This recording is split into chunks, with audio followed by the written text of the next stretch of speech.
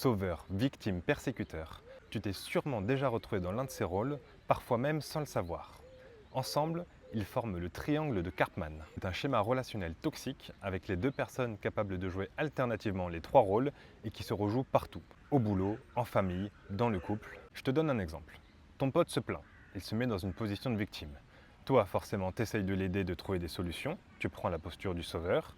Lui, il ne t'écoute pas, ça t'agace, tu commences à lui dire qu'il n'écoute jamais tes conseils, tu passes dans le rôle de persécuteur. Les rôles tournent, encore, encore et encore. Et le pire dans tout ça, c'est que c'est souvent inconscient. On croit aider, mais en fait on nourrit le problème. Alors comment on s'en sort? Eh bien face à une victime, on l'aide à formuler une demande claire et précise. Face à un sauveur, on le remercie, mais on recadre le besoin réel et les attentes que l'on a.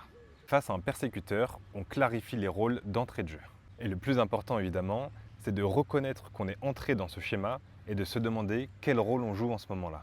Est-ce que tu t'es déjà retrouvé dans ce type de schéma? Est-ce que ça te fait penser à une situation? Si oui, n'hésite pas à me dire dans quel rôle tu te retrouves le plus souvent. Et spoiler, on fait de toute façon les trois.